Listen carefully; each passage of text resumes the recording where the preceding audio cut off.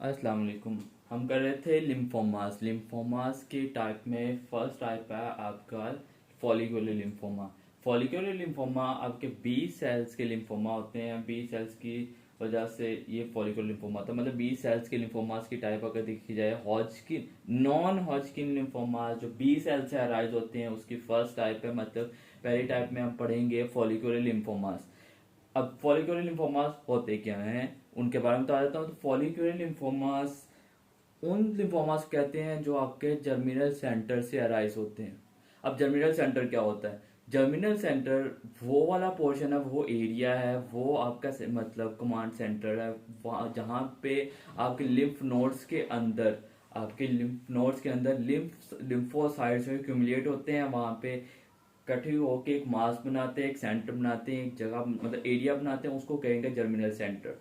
Germinal centres में आपके जो लिम्फोसाइट्स एक्यूमुलेट होते हैं, मतलब एक गुच्छा, एक टफ्ट जो है लिम्फ नोड्स के अंदर एक पूरा एरिया, उसको कहेंगे जर्मिनल सेंटर। जर्मिनल सेंटर्स के अंदर आपके बी लिम्फोसाइट्स होते हैं, नॉर्मली होते हैं। मतलब जहां पे बी सेल्स क्यूमुलेट हो जाएंगे उसको जर्मिनल सेंटर कहेंगे सिंपली। अब जर्मिनल सेंटर से अगर लिम्फोमा आए हो गए तो उसको कहेंगे फॉलिकुलर लिम्फोमा। अब इसकी पैथोफिजियो क्या होगी? पैथोफिजियो ये होती है कि जैसे कि आपके नॉर्मली जो सेल्स होते हैं, नॉर्मल सेल्स जब भी ये डैमेज होते हैं, जब भी ये कैंसरस होने लग जाते हैं, मतलब इनके अंदर म्यूटेशन कॉज होना शुरू हो जाती है, तो आपका बॉडी के अंदर प्रोसेस होता है एपोप्टोसिस। मतलब प्रोग्राम सेल डेथ होती है। अब वो प्रोग्राम सेल डेथ जो होती है वो उन कैंसर कॉजिंग सेल्स को, जो इनिशिएट करने वाले होते हैं कैंसर को, उनको डिस्ट्रॉय कर देती है, उनको खत्म कर देती है, किल कर देती है, और आपकी बॉडी के अंदर कैंसर नहीं होता। उसका मैकेनिज्म क्या होता है? फर्स्ट ऑफ ऑल तो ये इनकी जो फॉलिकुलर लिम्फोमास हैं वो आपके लिम्फ नोड्स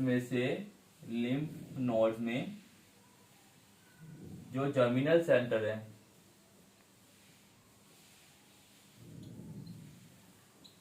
वहां से अराइज होगा, जर्मिनल सेंटर से अराइज होगा। जर्मिनल सेंटर वो है जहां पे बी सेल्स आपके लिम्फोसाइट्स जो है, लिम्फ नोड्स के अंदर लिम्फोसाइट्स क्यूमुलेट होंगे, उसको कहेंगे जर्मिनल सेंटर। ये यहां से अराइज होता है। फॉलिकुलर लिम्फोमा के अंदर जो मेनली याद रखने वाली चीज है वो ये, इसके अंदर ट्रांसलोकेशन होती है जीन की, फ्रॉम आपके आपके क्रोमोसोम नंबर 14 से 18 के ऊपर ट्रांसलोकेशन होती है, 14 टू 18। मतलब 14 क्रोमोसोम से जीन उतर के क्रोमोसोम नंबर 18 पे जाके लग जाएगी। अब आपको नॉर्मल मैकेनिज्म बताता हूँ। नॉर्मली क्या होता है, आपकी बॉडी के अंदर एक प्रोटीन होती है, बीसीएल प्रोटीन। पहले आपको नॉर्मल नॉर्मल फिजियो बता दो, बीसीएल प्रोटीन्स होती हैं। नॉर्मली बीसीएल प्रोटीन्स का लेवल कम हो जाता है जब भी आपका सेल जो है वो कैंसर होने लग जाता है, तो बीसीएल का लेवल कम होगा। बीसीएल जो है आपके माइटोकॉन्ड्रिया के इनर जो लेयर है उसको पोरस कर देगा, उसका लेवल ड्रॉप हो, मतलब बीसीएल जो है आपके माइटोकॉन्ड्रिया के जो इनर लेयर है उसकी स्टेबिलिटी को बरकरार रखता है। तो प्रोटीन्स कम होंगी, उसकी स्टेबिलिटी कम हो जाएगी। आपकी माइटोकॉन्ड्रिया इनर लेयर जो है, इनर लेयर वो आपकी पोरस हो जाएगी। मतलब प्रोटीन्स कम होने से, ये नॉर्मल मैकेनिज्म है। पोरस मतलब बीसीएल कम होने से माइटोकॉन्ड्रिया की इनर लेयर मोर पोरस हो जाएगी, मतलब वो ज्यादा आपकी हो जाएगी, इम्परमिएबिलिटी उसकी कम हो जाएगी, परमिएबल हो जाएगी। उसकी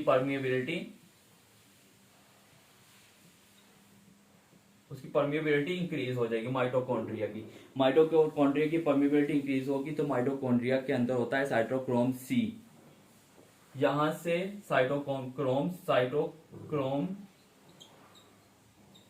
सी रिलीज होगा। साइटोक्रोम सी जो होता है आपकी बॉडी के अंदर एक एंजाइम होता है, कास्पेस एंजाइम।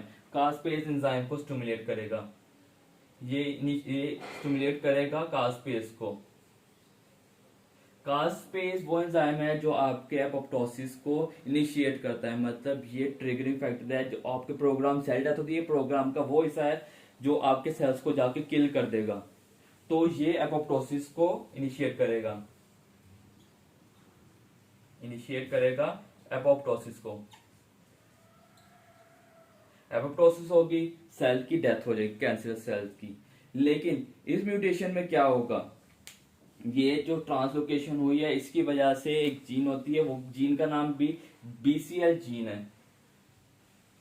BCL जीन जो है वो ओवर प्रोलिफरेट करेगी, BCL जीन का जो लेवल है वो ज्यादा हो जाएगा। BCL ज्यादा होगा, BCL जीन ज्यादा होगी, जीन ज्यादा होगी तो BCL का लेवल ज्यादा हो जाएगा। BCL ज्यादा होगा तो इसकी परमिएबिलिटी मतलब पोरस कम हो जाएगा। ये पोरस कम होगा, साइटोक्रोम लेवल जो है वो ड्रॉप कर जाएगा, साइटोक्रोम रिलीज नहीं करेगा। साइटोक्रोम कम होगा, आपको कास्पेस स्टिमुलेट नहीं होगा, कास्पेस नहीं होगा तो आपको एपोप्टोसिस नहीं होगी। अगर एपोप्टोसिस नहीं हो रही तो कैंसर सेल्स किल नहीं होंगे, कैंसर सेल किल नहीं हो रहे, खत्म नहीं हो रहे, तो आपकी बॉडी के अंदर कैंसर हो जाएगा, जो कि लिम्फोमा, जिसको लिम्फोमा कह रहे हैं, तो फॉलिकुलर लिम्फोमा हो जाएगा सिंपली। ये टोटल आपकी पैथोफिजियो थी। रिपीट कर देता हूँ एक दफा, ट्रांसलोकेशन होती है 14 to 18, उसकी वजह से बॉडी के अंदर BCL जो लेवल है वो ज्यादा हो जाता है। सिंपली इतना याद रख लें कि BCL लेवल ज्यादा होने की वजह से एपोप्टोसिस कम हो जाती है।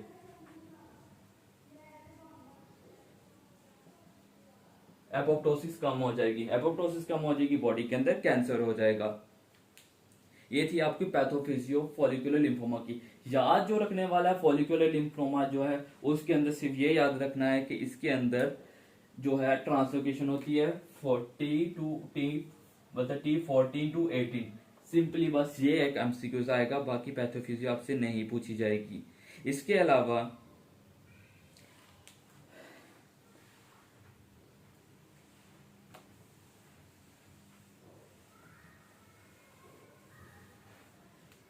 इसकी एज, फॉलिकुलर लिम्फोमा किस एज में होगा तो 55 ईयर की एज होगी, ऑन एन एवरेज एज होगी 55 की एज होगी। और ये स्लो प्रोग्रेसिव जो है लिम्फोमा, स्लो प्रोग्रेशन होती है, उसको कहेंगे, उसको कहते हैं इंडोलेंट कोर्स होता है इसका,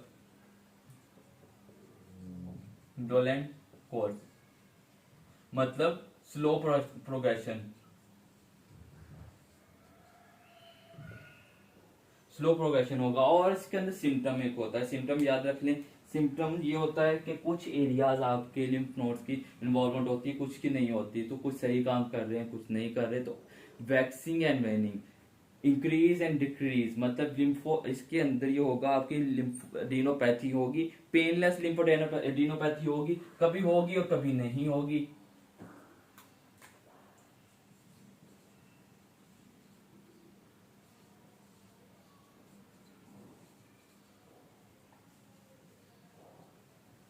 पेनलेस लिम्फोडेनोपैथी होगी और उसकी जो है कैटेगरी, मतलब उसका फीचर ये होगा वैक्सिंग एंड वेनिंग, मतलब इंक्रीज एंड डिक्रीज। लिम्फोडेनोपैथी में इंक्रीज और डिक्रीज होगा, सिर्फ ये सिम्टम याद रखना है। बस ये आपका था फॉलिकुलर लिम्फोमा। आपके नॉन हॉजकिन, ये फॉलिकुलर जो लिम्फोमा है ये नॉन हॉजकिन लिम्फोमा की टाइप है, नॉन हॉजकिन लिम्फोमा की टाइप है। नॉन हॉजकिन लिम्फोमा में T14 to 18 ट्रांसलोकेशन होगी, जिसकी वजह से ये लिम्फोमा होगा, जिसकी वजह BCL लेवल ज्यादा हो जाएगा। ये याद रखना है कि इसके अंदर BCL लेवल ज्यादा होगा, एपोप्टोसिस कम होगी, ये पैथोफिजियो है। और उसके अलावा ट्रांसलोकेशन याद रखनी है, और इसके अंदर वैक्सिंग एंड वेनिंग का फीचर होगा। लिम्फोडेनोपैथी का पेनलेस लिम्फोडेनोपैथी होगी, और 55 ईयर ए ओल्ड पेशेंट होगा, 55 ईयर की मतलब उसकी एज होगी, और स्लो प्रोग्रेशन है, इंडोलेंट कोर्स होगा इस लिम्फोमा का।